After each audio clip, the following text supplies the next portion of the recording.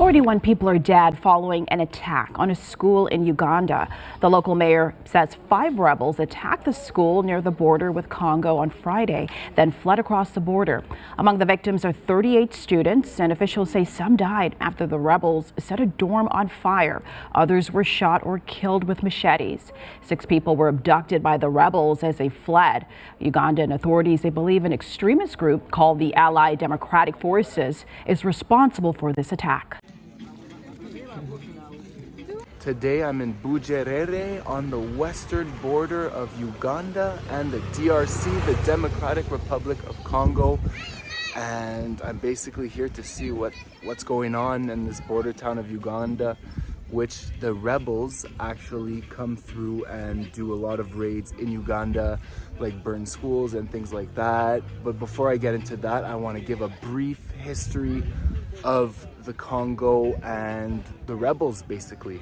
So what happened was, it started with the Rwanda genocide. So during the Rwandan genocide, 800,000 to 1 million people were killed by the Hutus and the Tutsis.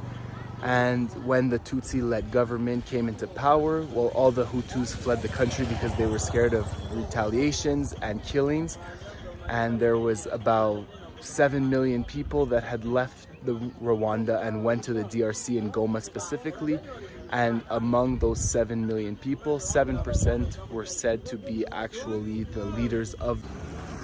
I decided to leave the border area because I was attracting way too much attention, and there was a lot of soldiers, and I just don't want any problems there, which is like unnecessary problems. So basically what I was saying was that all the Rwandan, the guys that were participating in the genocide, the leaders were now hiding in the Congo among all the refugees from the Rwandan genocide. So the Rwandan, the Ugandan, and the Burundian government all knew that this was happening in the Congo. So what happened was, in 1996, they started the first Congo War, which was invaded the Congo to oust and kill and capture all of the genocidaires that were left, the Interahamwe, in the Congo. So that started the first war in the Congo. And then the second war was led by Laurent Kabila, who had ousted the former dictator Mobutu, who had been there for like 40 years. Basically, this guy ran the country to the ground, just exploiting it. Basically, it was his own bank account. So what happened was, now Laurent Kabila was like, nope, now you guys get out of here and stop.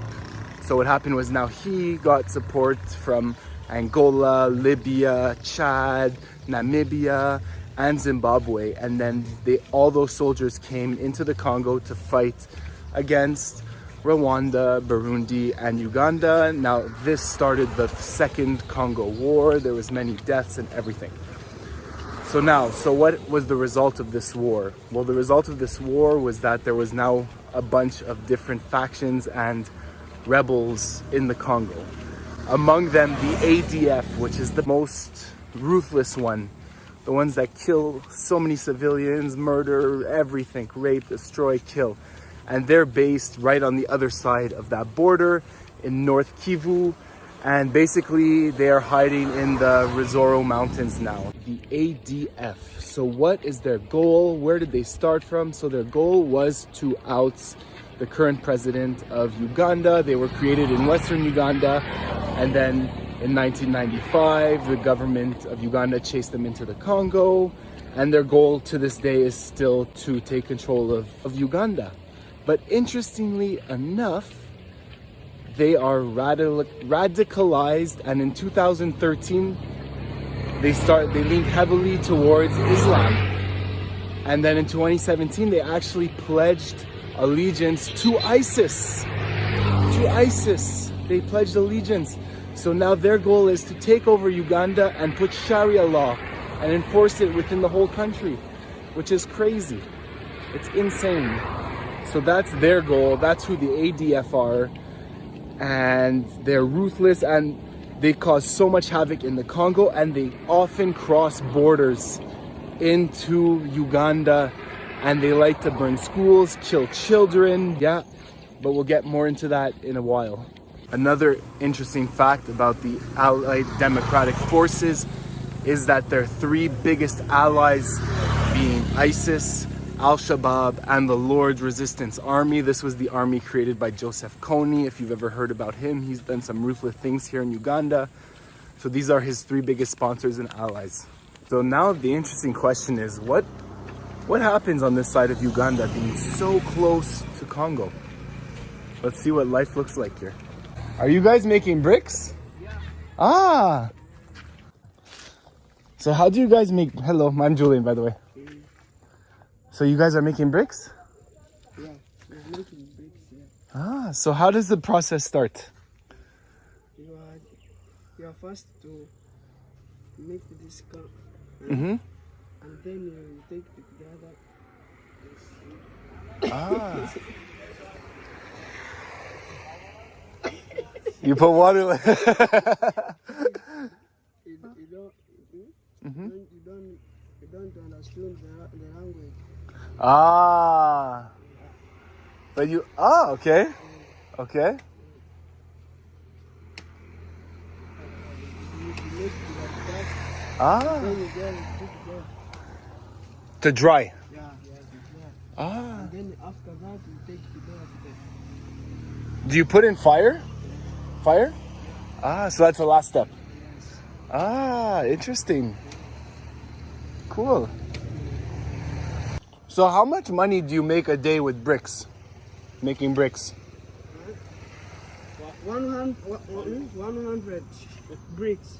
Mm-hmm. Is 20,000. 100 bricks is 20,000. And how many bricks do you make in a day? 500. So you make 100,000 shillings in one day? Yeah. Every day? Or 1 week? Every day. Oh, wow. That's good money. Okay. Wow. Okay, thank you.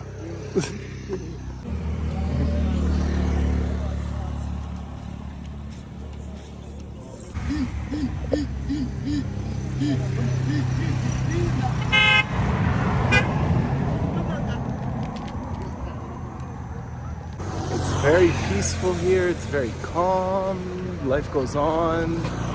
One thing is that I'm not scared. And I don't think anyone here feels fear when they do their day-to-day. It just seems life goes on. So it's actually very safe. So even though there's a bunch of war and a bunch of things going on, like 20 kilometers that way, life goes on here. Very safe, and yeah.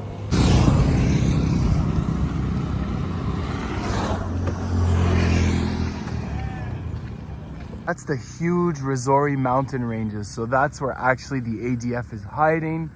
And there's probably even other militant Congolese rebels groups in those mountains, but it's crazy. But that mountain range stretches for maybe 100, 200 kilometers. So like we're safe here, but you never know. So walking back, I've found this really cool river with a bunch of action going on.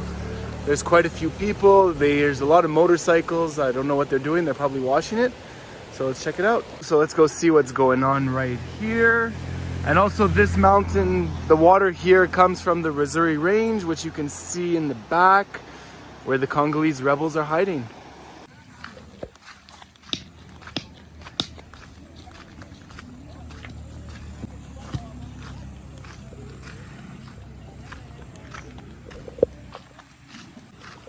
Hello.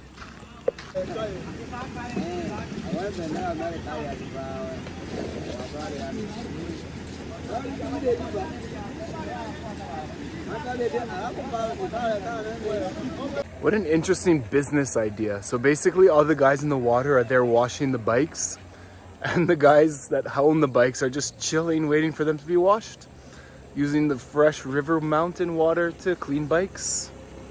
Very good for the environment.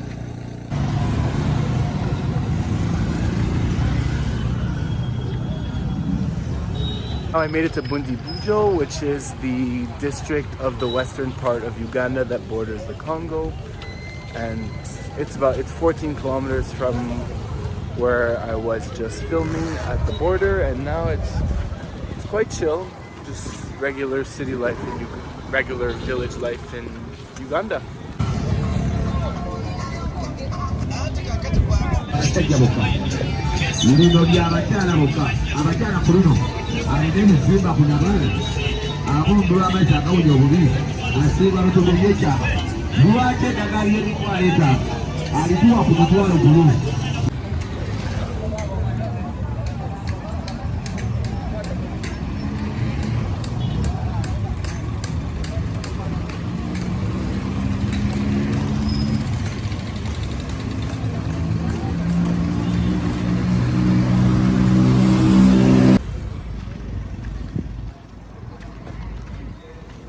Cacao, which is basically chocolate, is the #1 cash crop grown here in Uganda. And in this region you see it everywhere, just lying, chilling, drying on the streets. It smells so nice. You smell the chocolate. I want chocolate now.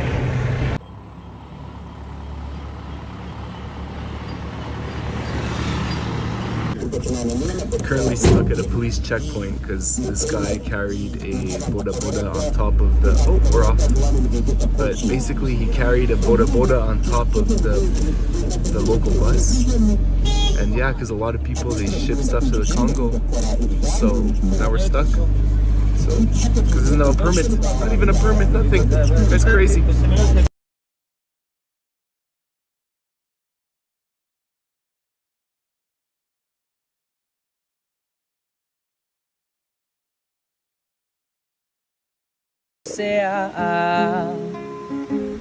Ama vipi nijiongeze nianze kukimbia, maji ya shingo yamenifika hapa, aso ukinuna mie nazidi kudata, swezi uringo yamezidi sasa, nibaki rafiki tu niwe kaka, kidani nye kinapendeza uvae shingoni, mie siutani mie nawaza hivi amenipa nini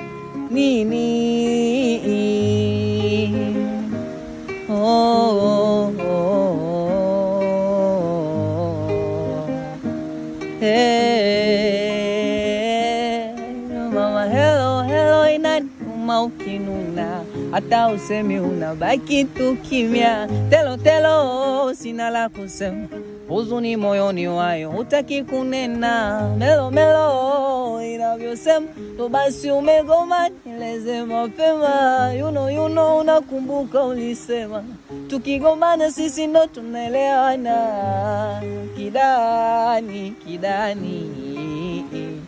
nye kinapendeza uvae shingoni, nye siutani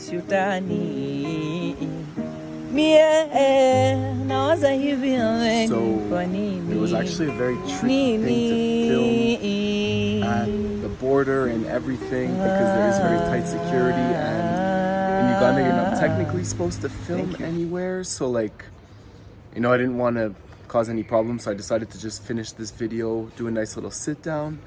So yeah, so basically like the ADF, the Allied Democratic Forces, are a ruthless, one of the most ruthless in the Congo, as well as with the M23, but their size has reduced extremely in the last couple of years. They're at about 500 members now, scattered throughout the mountains of the Rwenzori. There's been a lot of attacks on them and things like that, but actually they have done many cross raids and attacks in Uganda. The biggest one being in 1998 when they attacked the school, actually a university in which is 14 kilometers away from Fort Portal. I actually went to go see the school, but the problem is the second I pulled up, there was so much security and a huge gate, and I didn't even try to go inside because there was no chance that they would let me inside. Like, who am I, you know?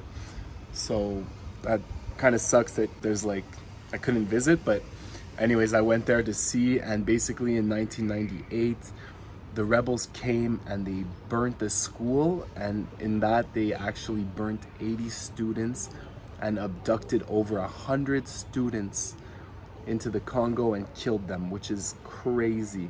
So that was in 1998, and then actually very recently in the last year in June in Kasese, rebels, the ADF actually came into Uganda and they went to a school, and it was school children's, and they actually killed 42 students. But hear me out, out of those 42 students, 37 of them were kids. This was almost a year ago in June 2023. And then the most recent attack, which made very big news as well, was in October 2023.